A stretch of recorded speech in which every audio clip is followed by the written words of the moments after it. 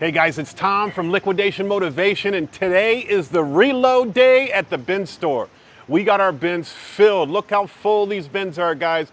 Over the top full, guys. We got tens of thousands of new products going out every day. What am I putting in my bins? Now, this is my small bin store in Florida. We only have 24 bins. We fill it with only FC, guys, only FC. We do $12 a day all the way down to 50 cents, and it's super successful. We do really well here. We don't pick anything out of the bins. We do have a separate retail section, but we only put tools in that section, but we never touch the bins. They're filled with shoes, electronics, toys, anything you can think of in an FC pallet, guys. Take a look at my merchandise.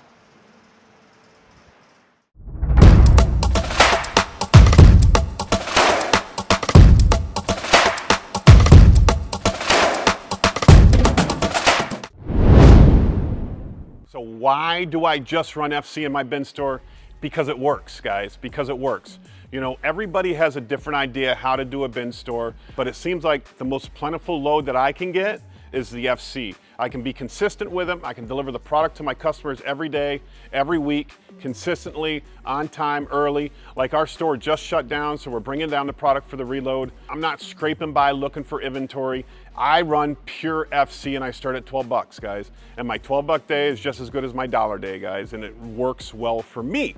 What works well for you might be something different. But I'm telling you, if your bin store is not successful, it's either you're not marketing it right or you're giving them bad product, right? I don't really ever try to put in the Target or the Walmart stuff in there, only because I don't like when you get a lot of big stuff in those pallets, right? The little stuff is fine, but when you're getting a lot of bigger stuff in the pallets, it's a lot harder to sell, a lot harder to merchandise, you know? And food, I don't mind food, right? But I sell it, look at this, a whole case of moon pies. You tell me somebody's not gonna buy that for 12 bucks, 10 bucks, 8 bucks, 5 bucks?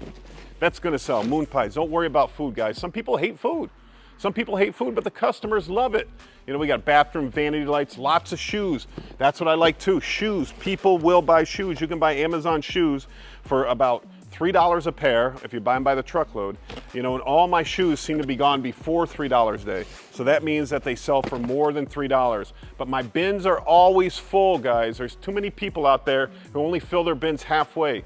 Don't fill your bins halfway. The customers will buy all of the good stuff in your bins. They will buy all of it, all right? Market it right, give them a good product. They're gonna buy the stuff in your bins. Now, what they don't buy, this is our bin store leftovers. So this is everything, right, these three? So we got 3 bins, so we have 26 bins in this bin store, and this is what we have left over of the whole bin store. So nobody thought that this stuff was worth 50 cents, which I'm fine with. My problem is some people keep this stuff in the bins. Don't keep it in the bins. It's trash, it's garbage. There's nothing worth anything. Nobody wants this tempered glass screen protector. Although maybe, you know, a lot of times if you separate the screen protectors and the phone covers, you got a lot of phone stores that'll buy that stuff off you at the end, maybe 50 cents a piece. But get rid of all this stuff. We palletize it up, and you know what, right now, I have a truckload. Guys, only for people that watch my video. If anybody wants it, I have a truckload of bin store leftovers that I'll give to somebody for free. Free. That's right, I got 24 pallets. You can have it for free. It's a lot of nickel and dime stuff. I don't recommend taking it, but if somebody wants it, they can have it for free. Aluminum powder, food preservative. I don't know. Hey, isn't that a karate belt? There you go, there's a white belt. Anybody? Over here too, some mustard. Look at all that peanut butter and mustard over there. We got plenty of that. Dang. So, come get your Skippy, no sugar added peanut butter. Man, I bought peanut butter the other day. It was like $10. I'm like, $10? When the hell did peanut butter get to be so expensive? Tea bags. Just get rid of this stuff, guys. Get rid of this stuff and move on. You know, this is about volume in a business. This is about volume. So many people spend half their time managing the crap that's left over that they don't focus on what's important. And what's important is reloading your bins with good stuff. Forget about this stuff. Get rid of it. Do what I'm doing. Give it away for free. Somebody will take it. I know there's lower end bin stores out there that like to go through this. Or I know there's people in other countries that they say they make a fortune off these. I know a company that we deal with ships this stuff to Panama and they say they make a lot of money off it. But I don't. I don't want it. I don't need it. I want to get rid of it. So if anybody wants a full truckload, it's free.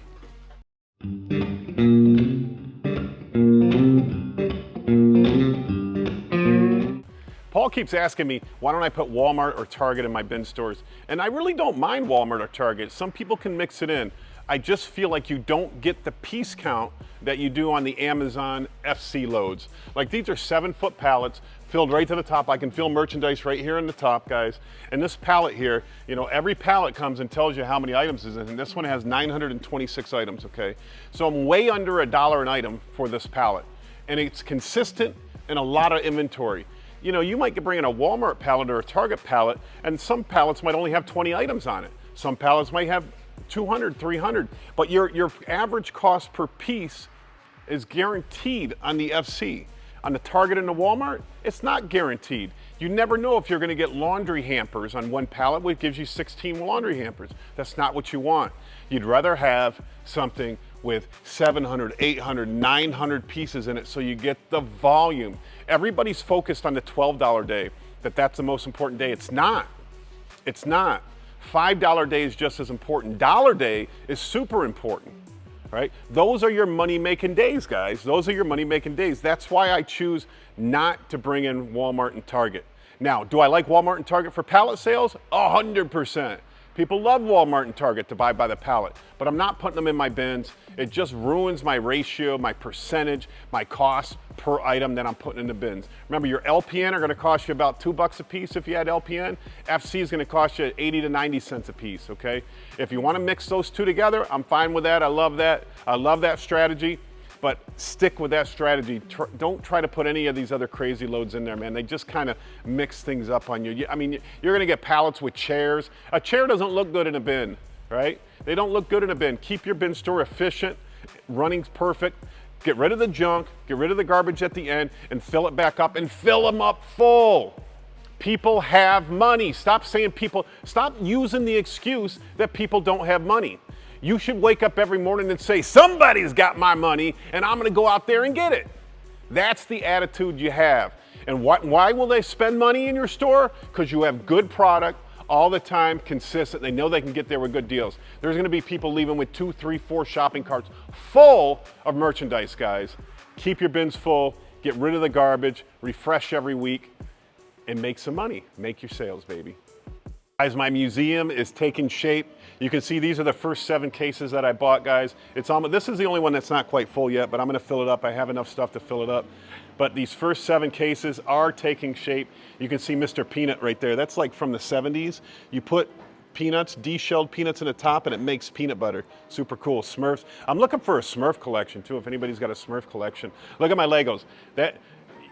AI told me that this Lego display here is worth about $2,000. There's some in here that are worth $20 to $30 a piece, but the mini people or whatever they call them, worth about $2,000. There's some vintage, there's some new. I found some Furbies, if anybody remember Furbies.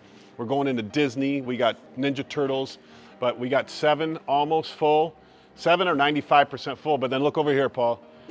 I found some more great deals. So I got another 7 of brown bins, and then I found 9 black bins. And so we have this round display case too. So this is like phase 2 and 3 of the toy museum. Remember, it's a 4-year plan that I have to build this museum, and I need to have over 1,000 cases full of historical stuff, and it's all pop culture. So if anybody got any good pop culture deals out there, you know, I'm looking for anything collectible, TVs, movies, toys, you know, anything like that, sporting goods, historical artifacts, politics, anything like that. The biggest pop culture museum in the world. Can I build it? I gave myself 4 years. If I can have it, you know, almost done in 4 years, then I'm gonna open it up. I'm super excited. And we're a certified nonprofit now.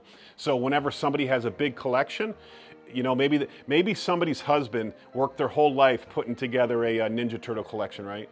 And they don't want to sell it, you know, they don't want to get rid of it because they love and appreciate their husband and they want all of his hard work, you know, shown to the world. They can bring it and donate it to the museum. We can do a placard for the husband or something, and then they can come and visit it anytime. They can still maintain ownership of it. We don't have to take ownership of it. But if they do want to give us ownership, we can write them a tax write-off on the merchandise. So we're a nonprofit now. Toy museum, pop culture museum, largest one in America. That's what I'm trying to build. I got 4 years to do it. So a lot of people remember, and we've talked about this stuff a lot, but I need to reiterate this because, you know, remember I gave you a warning about this guy in New York City that's selling stuff way overpriced. I had a customer, I had a follower on this page call me up and say they bought a load from them, guys. If you're gonna buy a load, text me, guys. Text me, 315-778-8744. Text me, because I will just tell you, I don't know anything about that load. Hey, I know where that load's coming from, so you don't have to go through the broker. Or those are processed loads, guys. What's a processed load? Everybody and their brother owns an auction nowadays, right? So they're pulling out the good stuff, putting it on auction, and then selling you the junk. Not the junk, but the less valuable stuff. Now listen, process loads, they're not bad. I don't have a problem with process loads. They're cheaper. They can do great on your $5 and less days, you know? And so I don't have a problem putting process loads in there. But don't don't go into buying a load thinking that it's fresh, it's raw, it's untouched, and then find out it's processed later. Always ask that question. Has this load been processed? Has it been touched? Has anybody gone through it? Do you own an auction company, right? The thing, and I do own an auction company too. We do auctions on high bid and whatnot. But the loads, the pallets we sell, we don't touch. We don't touch. We don't have any idea what's in them. You can see, look right here, Paul. You can see, look over here, Paul. You can see the boxes on the top, they're sealed. They're all sealed, guys. I have no idea what's in them. No idea what's in those boxes, So make sure the load you're buying is unprocessed, untouched, ready to rock and roll, ready to be dumped into your bins so that you can hit all those high dollar days and the low dollar days. You buy processed loads if you want, but remember, they're only good for your lower value days. Look at Jay, on the clock, he's taking bins down to the bin store, comes back with an ice cream cone in his hand. This is the problem, how to keep your employees efficient. It's always troublesome. So the problem is when I'm in my office, everybody seems to be like slacking a little bit. So I'm trying to get out on the floor a lot more now and keep them rocking and rolling and keep them focused on what I need done in the warehouse, because the warehouse is pretty messy and we need to have it clean, because when all these other people come in here and people look at your warehouse, it represents, your organization, your business, so we're focused on getting everything cleaned up in here. I need a floor scrubber. Anybody got a floor scrubber for sale? But anyways, hybrid bin stores, guys. I don't have a problem with hybrid bin stores, and a lot of people will disagree with me on this, that they love them, it does well for them. I just like pure bins, Maybe mystery boxes, I'm good with that, but pure bins. Don't F around with the rest of the stuff. Now, I do in my bin store here sell tools only because I bring in hundreds of tool pallets a week in this building. So it's convenient for me to sell the tools there. It's not a pain in the butt. We test them down here, we price them down here, and then we send them to the bin store to sell. But if that store, my bin store, wasn't connected to this mall, I wouldn't be doing tools there. I don't want to deal with it. I want my employees focused on bins, because there's plenty of money to be made in bins. There's plenty of money.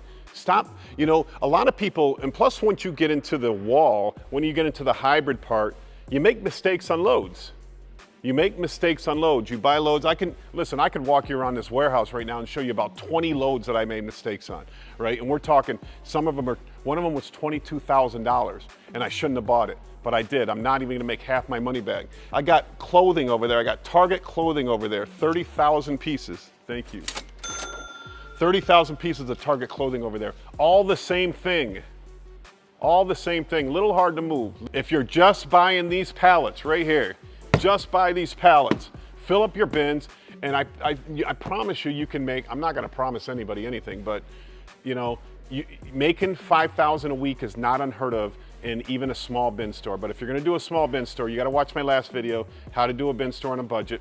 You gotta have plenty of storage. You gotta be able to store extra loads. You gotta be ahead of the inventory, guys. If you're running 6 pallets a week, 10 pallets a week, you gotta have a tractor trailer out back filled with 24 pallets so that you're always weeks ahead of the inventory. And then when that starts getting low, you get another one. The best thing is having 2 tractor trailers. One stays full at all times. When you empty one out, you fill it back up and you work out of the other one. When you empty that one out, you fill it back up and work out of the other one. That way you're always ahead of the inventory. The worst thing you can do is struggle to get inventory the day or the week of your opening of your bin store. So if it, there's times, there was one time we opened our first day in this bin store in this mall is Thursday. Right? There was a time the load came in at 10 o'clock at night on Wednesday. I kept all my employees here. We had to work for 2, 3, 4 more hours to get everything filled up and out there because I wasn't ahead of the inventory. That was right after Christmas when we had a crunch. Well, after Christmas was great. And then we had a crunch, guys. We had a crunch where there was no inventory for a while. Everybody probably felt that crunch. Now inventory's back up. So now I'm getting plenty of truckloads that I can sell off some of my truckloads. But I buy everything I can from my suppliers. And if I can't use it, I sell the truckload off. I don't make much money on the truckloads, but I sell them off so that I can be the only buyer for my supplier, guys. All right, so hybrid stores, I don't care if you do a hybrid store, but I prefer you didn't and focus on your bins. So in my Atlanta store, we don't sell anything but bins. We only do bins. Like I said, we focused on our bins there. And a local guy we have 150 bins there, which is a lot. Somebody in Atlanta went out of business and they wanted to sell their wooden bins. So there I have metal bins.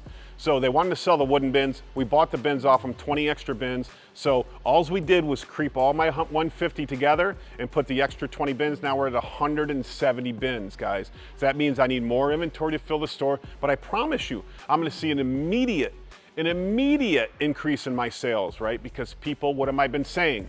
People will buy as much as you got. If you got the good deals, people will buy it. If people come in and get a good deal, they're gonna tell 5 other people. When people come in and find an iPad, how many people you think they're gonna tell? They're gonna tell everybody they know. They're gonna be like, you're not gonna believe what I found at the bin store the other day. They're like, where is this bin store at? All right, fill the bins up. If you run a good operation, if you keep the bins full, if you get rid of the trash, people will come. So why are these bin stores going out of business? Too small, not ahead of the inventory, undercapitalized, right? Because if you're 2, 3, 4 loads ahead, 3 loads of FC will cost you $45,000. Do you got $45,000 extra dollars to put in inventory that's just sitting there? A lot of people don't. But don't get in this business if you can't do that, Don't be underfunded. My last video was about how to start on a budget, and if you're under budgeted, you need to start a warehouse selling pallets. Start selling pallets. Once you save up enough money, which is probably, if you need $45,000 in inventory, you need 20 grand for the rent, you need 10 grand to build bins, that's already $65,000 right there. If you don't have that kind of money, don't get into the business. Don't get into the business.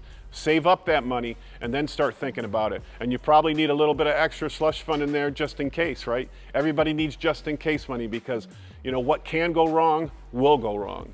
Guys, another thing that we're doing in our community in Tampa Bay is that we're gonna do a monthly meetup with resellers, liquidators, okay? So because of the value we get in Vegas and Kentucky at the shows, meeting up with other people, we're gonna do it locally and we're gonna host it and we're gonna be in control of it. And I recommend that everybody does that in their area, in your demographic. If you live in a big city, host a monthly meetup where you can get 10, 20, 30, 50, 100 resellers together because the networking is where all the money is made, guys. The networking is where all the money is made. One person can change your life. So when I head to Vegas and Kentucky, I always look for that one person that can change and add an additional stream of income to my business. Now I'm gonna do it once a month in my local towns because how many people around me, are in the business, sell on eBay, sell in flea markets, sell who knows where on Amazon. I'm gonna bring them all together. And because I'm the one hosting the meeting, they're gonna wanna meet up, they're gonna wanna talk to me, they're gonna, maybe they'll buy from me, but maybe I'll buy from them. I don't know what's gonna happen, but all resellers should connect. Try to get resellers in your area to connect all the time so that you can build some legitimacy, especially if you have a pallet warehouse, start a reseller meeting in your town. Do it once a month. You don't want to do it too much, but we're having it at an Irish restaurant. They have a meeting room, so they don't charge us anything. Everybody pays for their own food and drink, but you just sit around. I'm going to do like a 20-minute speech, and then I'm going to do question and answers, and then we're just going to mingle and talk and I'm going to try to meet everybody there, shake everybody's hand there, because you never know who can change your life and give yourself. I got to say that last part again. I'm gonna shake everybody's hand there because you never know if you're gonna meet that one person that can add an additional stream of income revenue to your business. But my new favorite strategy, right, is for those that are well-funded. If you haven't watched my video with Ben down in Miami in his new bin store, is to do a great big bin store. I mean, Ben had 160 huge bins out there. He had a huge opening, and I'm super impressed with his model, guys. Ben is like my new hero in the bin store business, but you need to be heavily funded. I'm talking $250,000 funded. That's what it costs to start one of those great big bin stores, guys. It's not cheap, it's expensive, it costs a lot. You got to get the right loads. You got to have the right connections. You know, don't do it unless you, just because you're rich doesn't mean you're going to be successful. If you don't have the connections, you're not going to be able to get in there, guys. So my favorite thing, and this is what I'm going to try to do, I'm going to try to open a bin store with 200 bins in it. I'm looking for a new space. It has to be at least 60,000 square feet. I'm thinking 60,000, maybe 50,000 square feet, and I'm gonna bust some ass and make one of the best bin stores in America. And Ben did it nice too. Should you have a nice looking bin store? Should you have an ugly looking bin store? You know, I don't think it matters because my bin store in Atlanta is very ugly, super ugly. You go in there and you're like, damn, this is ugly. But it works, it works. People don't care that the carpet glue is still down on the concrete floor, right? They don't care that a third of the lights are blown. They don't care. They only care about what's in the bins. Now, if you have the opportunity to have a nice looking bin store, I recommend you do make it nice. Ben made it super nice. He painted all the walls. The floors look good. The whole place looks good. But he's attached to a mall, and an A-class mall. So it makes sense that he keeps his place nice, clean, neat, organized, and, you know, A+. You know, but if you're in a strip mall somewhere or in a single building, it doesn't really matter. I would say get successful before you invest all that money into remodeling, okay? A nice looking bin store works. You know, you're gonna get more shoppers, but the people that are bargain hunting, they don't give a crap of what it looks like as long as they're getting the deals and the bargains, guys. So my favorite bin stores are 50,000 square foot plus. They're huge. They cost $250,000 to open, but that's when you can kill it, guys. That's how you kill it. All right, so I got Jeremy here, Jeremy Wirt, guys. So if anybody ever puts on liquidation scammer, is Jeremy Wirt legit? Yes, we work together all the time, right, Yes. Jeremy is heading up the Whatnot division for us, man, and so he's been killing it. I think we finally hit 10,000 sales. 10,000 followers. 10,000 followers, almost 35,000 sales. Yep. Yeah. We're killing it. We're doing great. Whatnot's awesome. It's a great opportunity, great platform to really move a lot of inventory. But are we making money yet? Because every Whatnot journey starts out with a transition of, you know, losing money, breaking even, and then making money. I don't think we're really at the making money part yet because we don't, you know, once you get to like 50,000 followers, then you're really killing it, guys. Yeah. And we're at 10,000. How long have we been doing this? 6 months, almost 7. So 6 months, 10,000 followers. So that means it's going to take us another 2 years to get to 50,000? I think we'll get there much faster because we got a big audience. We're a premier shop, which is the highest level shop you can get, which means you're put at the top of the page when people are searching. And we have 10,000 followers. That's just going to gain momentum. We're averaging, you know, 50, 60 people in an auction, which is fantastic. Yeah. So you got a lot of people bidding for the same stuff. That raises the price, and so I think we're doing really well. I think it's it just takes a little time to build the audience, which is why you have to put a little money in on the front end. Yeah, yes. So one of our things affecting our premier shop was at the beginning, right, we were a little bit lax on the shipping, right? We would sell an item one day and we might not ship it out for 2 or 3 days, but we put a stop to that. Now sometimes we're shipping the same day, if not definitely the next morning. You know, we focused on the shipping so that we can get our ratings up. I think our rating is 4.9. Yeah. So I mean, you're always gonna, there's always going to be a Karen out there that's going to complain about something, right? You know, you said it was light blue and it was medium blue, right? Or I don't even know, but so I'm colorblind, so I don't know. But yeah, you're right. A lot of Karens out there. There's going to be a Karen. So 4.9, I'm pretty proud of that. That's a good, and we're efficient now. We got our inventory system down. We're organized. We don't lose anything. You know, I mean, it's really working out well. So now we just need to keep moving on that journey, selling, building more followers till we can get up. Because, you know, I see some of these guys' stores with 50,000 followers, and they got a $20 item, and it's going for $15. Amazing. You know, if you can do that, you are killing it, and you probably shouldn't do anything else in your life but just selling that whatnot, because you are, you know, we buy stuff in the liquidation business for 10%, 20% of retail, and now you're getting 75% of retail. I would never shut that down. I would just be going all day long. Oh, absolutely, 100%. We are killing it, and we're just going to continue to do what we do with Whatnot. Yeah, so I just think it's important to stress that it's a marathon. It's not a sprint.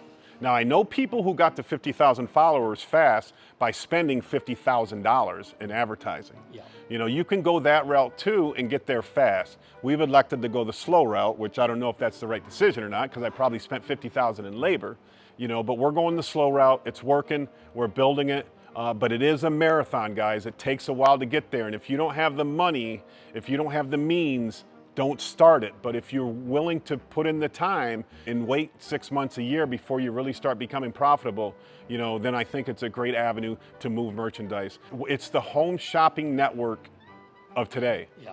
Of today. Who shops at the home shopping? Who has cable? Nobody. Nobody, right? We're all streaming. Right. It's all frickin' Whatnot now, guys. Start your channel today. Guys, thanks for watching my channel today. Liquidation Motivation. What did we go over? We went over some bin store stuff, the museum, which is coming along, Whatnot. Guys, I love the liquidation business. I work for myself. I do whatever I want, whenever I want. You know, it's a fantastic business to be in. Guys, thanks for watching my videos. Please like and subscribe. If you need to message me, 315-778-8744. And listen, if I haven't responded to you, it's just because I lose your text in the mountains of texts that I get. So I don't have you're not harassing me if you message me 3, 4, 5 times, maybe 5 days in a row. That's fine with me, guys. Keep messaging me until I respond. I might not be able to help you. I might be able to point you in the right direction. I don't know. But message me, get in our text group, guys. Go on liquidationmotivation.com, sign up for our text group. We have exclusive loads, guys. So remember, when I have a load for sale, guys, I put it in the text group first before I put it on any sort of social media, because I'd rather sell it to my network as opposed to broadcasting it to everybody else out there, guys. Liquidationmotivation.com. Guys, thanks for watching my videos. Now go out there and make some money.